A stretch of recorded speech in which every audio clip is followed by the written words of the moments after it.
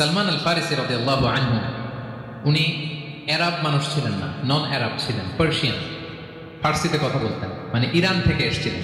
উনি প্রথমে অগ্নি উপাসক ছিলেন। কি ছিলেন?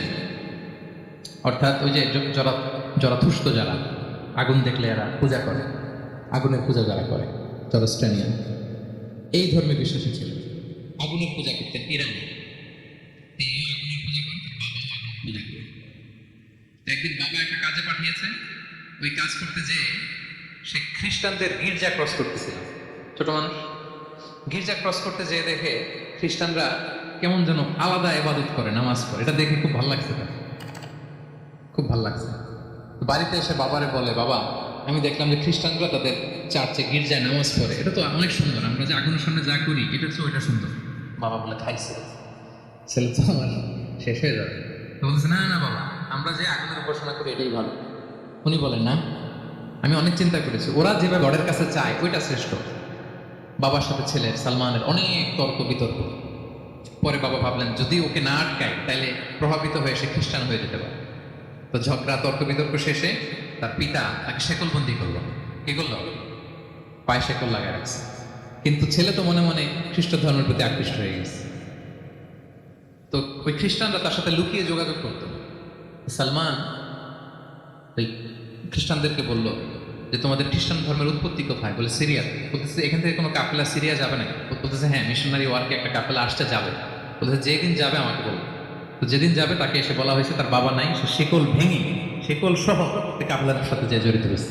দেখেন বিশ্বাস, আদর্শ মানুষকে কিভাবে উজ্জীবিত করে। উনি চলে গেলেন সিরিয়াতে। সিরিয়াতে যে এক পাদ্রির হাতে বায়াত হলেন, কিন্তু পাদ্রিটা ছিল ভণ্ড। সে খ্রিস্টানদের দান সৎকার নিয়ে গরিবদের না দিয়ে নিজেই খেয়ে ফেলত। বেচারা বললো বিপদে, যে হায় রে, এত সুন্দর ধর্মরে কারাপ্টেড করতেছে সে। পরে এই পাদ্রী যখন মারা গেল, সালমান সে আরেক পাদ্রীর কাছে গেল। আরেক পাদ্রীর কাছে গেল। ওই পাদ্রী আবার অনেক ভালো, খুবই ইবাদত করে। তো ওই পাদ্রী কিছুদিন থাকার পর ওই পাদ্রীও মারা গেল। ওই মারা যাওয়ার আগে সে জিজ্ঞেস করতেছিল যে, পাদ্রী, এই বর্তমান পৃথিবীতে সবচেয়ে ভালো খ্রিস্টান পাদ্রীকে? বলতেছে, আর কেউ নাই। যদি ভালো খ্রিস্টান পাদ্রী তোমাকে পেতে হয়, জানতে হয়, তোমাকে ইরাকের মুসেল শহরে যেতে হবে। এবার মুসেলে যে সে আরেক খ্রিস্টান পাদ্রীর কাছে থাকলো। কিছুদিন পরে ওই পাদ্রীও মারা গেল। তো মৃত্যুর আগে তাকে জিজ্ঞেস করছিল যে, পাদ্রী আপনি বলেন তো, আপনার পরে শ্রেষ্ঠ পাদ্রী কে আছে পৃথিবীতে? সে বলতেছে, আমার পরে শ্রেষ্ঠ কোনো পাদ্রী আর পৃথিবীতে নাই। খ্রিস্টান ধর্ম শেষ হয়ে গেছে, নাই। তবে জেনে রেখো, শেষ জামানার নবী আসার সময় ঘনিয়ে এসছে। তিনি যে এলাকায় আসবে, এলাকাটা চারদিকে পাহাড় বেষ্টিত থাকবে, চারদিকে থাকবে পাহাড়, খেজুরের বাগান, মরুদ্যান। তাকে চেনার আলামত আছে। কি আছে?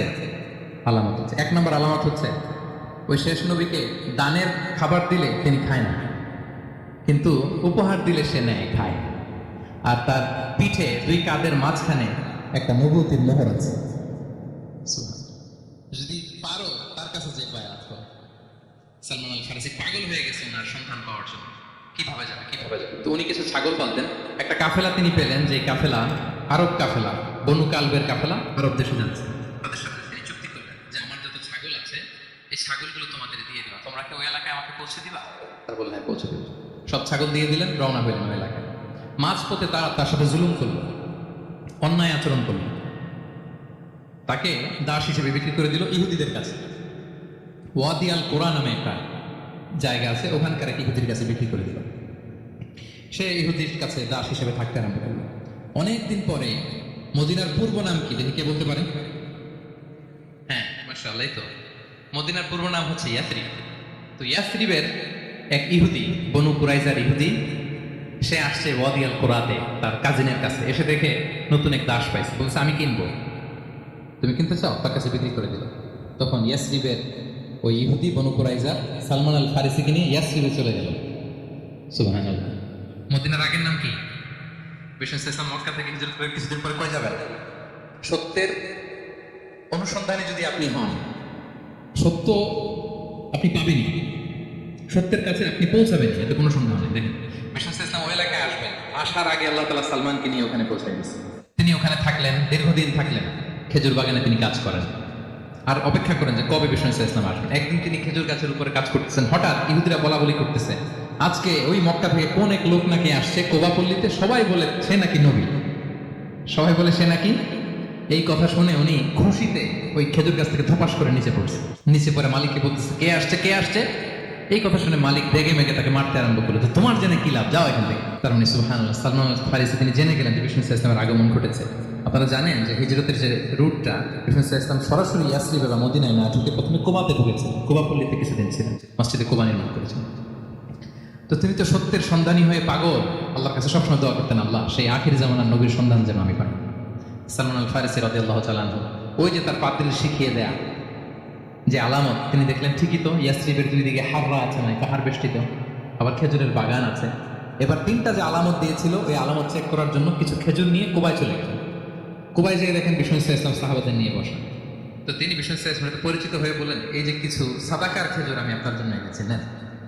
বিষ্ণু ইসলাম বললেন, ওই যে ওদেরকে দাও, ওই যে গরিব সাহাবা ওদেরকে দাও। বিষ্ণু ইসলাম খেলেন না, সে মনে মনে বলতেছে, এই তো একটা পেয়ে গেছে, একটা পেয়ে গেছে। উনি কিন্তু খায় নাই, ধরেও নাই, বলতেছে যে ওদেরকে দাও। দিল, সাহাবারা খেলেন। এরপর বিষ্ণু ইসলাম কোবা থেকে মদিনায় চলে গেলেন। তখন মদিনার নাম হয়নি, ইয়াসরিবে গেলেন। এবার কিছুদিন পরে আরো কিছু খেজুর নিয়ে সালমান রাদিয়াল্লাহু তাআলা আনহু বিষ্ণু ইসলামের কাছে গেলেন। এবার যে বললেন, কিছু খেজুর আমি উপহার হিসেবে আপনার জন্য এনেছি, আপনি কি গ্রহণ করবেন? বিষ্ণু ইসলাম বললেন, অবশ্যই গ্রহণ করবো। বলেই তিনি একটা নিয়ে খেতে শুরু করলেন, খেলেন এবং বিতরণ করলেন। মহা খুশি, এই তো পেয়ে গেছি দুইটা সাদাকার খেজুর, বলেছি ধরেও নাই, খাইনি। যখনই বললাম উপহার খেয়েছে। এবার বাকি রইল কয়টা? সেটা কি? নবুয়তের সিল মোহর, দ্য সিল অফ প্রফেসি। এটা তো দেখা তো সহজ না, যদি এদিকে থাকে, জামা পরে থাকলে দেখা যাবে? তো এটার জন্য প্রায় যায়, কিন্তু ব্যাটে বলে হয় না, ট্রাই করে কিন্তু দেখা যায় না। একদিন তিনি গেলেন এবং এটার জন্য তো পিছু পিছু থাকতে হবে, কি বলেন? কথা নেই বার্তা, হুট করে পিছু পিছু ঘোরা যায় নাকি কারো? একদিন একটা উপলক্ষ তৈরি হলো, সেটা কি? বিষ্ণু ইসলাম এক সাহাবী মারা গেলেন, বাকি অল গারকাতে, মানে যেটাকে আমরা জান্নাতুল বাকি বলি, কবরস্থানে ওই লাশ নিয়ে যাচ্ছে, সবার সাথে সাথে বিষ্ণু ইসলামও যাচ্ছে। তো এখন তো একটা সুযোগ, পিছনে পিছনে যাওয়া যায়, কি বলেন? এইবার সালমান এসে পিছু ছাড়া না, নবীজির পিছনে পিছনে যায়, কিন্তু স্বাভাবিক যাওয়া যায়। একটা আছে সিম্পলি হাঁটা, এরকম না, একবার এদিকে যায়, একবার এদিকে যায়, একবার এদিকে যায়। আর সাহাবারা মনে মনে ভাবে, ঘটনা কি, এরকম করে কেন লোকটা? কিন্তু বিষ্ণু ইসলাম তো জানেন কেন এরকম করতেছেন, ঠিক কিনা বলেন? বিষ্ণু ইসলাম সেদিন দুইটা চাদর করেছিলেন, একটা নিচে আর একটা উপরে। নিচে লুঙ্গি আর একটা চাদরটা দিয়ে গা ঢেকেছিলেন। বিষ্ণু ইসলাম ইচ্ছে করে পিঠের চাদরটা একটু নিচের দিকে নামালেন, যাতে করে সে যেটা খুঁজতেছে ওটা দেখবে। বিষ্ণু ইসলাম চাদরটাকে একটু করে নিচে নামালেন, নামানোর সাথে সাথে তিনি দেখলেন দ্য সিল অফ প্রফেসি, মাহরুন নবুয়া। দেখার সাথে সাথে সালমান আল ফারিসি চিৎকার দিয়ে বিশ্বনবীকে জড়িয়ে ধরলেন এবং ওই জায়গাটাতে দুই ঠোঁট দিয়ে চুমু খেলেন, কাঁদতে শুরু করলেন। বিষ্ণু ইসলাম বললেন, কেন কাঁদো তুমি? এতক্ষণ আমি আপনাদেরকে যা শোনালাম, সালমান পুরো ঘটনাটা বিষ্ণু ইসলামের কাছে বর্ণনা করলেন। বললেন, ইয়া রাসূলুল্লাহ, এই জন্য কাঁদি, আমি ছিলাম অগ্নি উপাসক, সত্যের সন্ধানে আমি খ্রিস্ট ধর্ম গ্রহণ করেছি। 3 খ্রিস্টান পাদ্রী শেষ করে সর্বশেষ যে ভালো পাদ্রীটা, উনি বলছে যে উনি মরার পরে আর কেউ ভালো পাদ্রী নাই, আখির জামানের পায়গাম্বার আগমনের সময় এসেছে। পাহাড়ি এলাকা, চারদিকে খেজুর বাগান, এরকম জায়গায় উনি আসবে। আর 3টা সাইন বলেছে, উনি সাদাকা খায় না, উপহার নেয়, খায়, আর তার পিছনে থাকবে মাহরুন নবুয়া, নবুয়তি সিল। সুবহানাল্লাহ। বিষ্ণু ইসলাম খুশি হলেন, তাকে শাহাদা পড়ালেন এবং বললেন যে, তোমার এই দাসত্ব থেকে মুক্তির জন্য কি লাগবে? সে বলে যে, আমার চুক্তি হয়েছে 300 খেজুর গাছ লাগবে। কয়শো?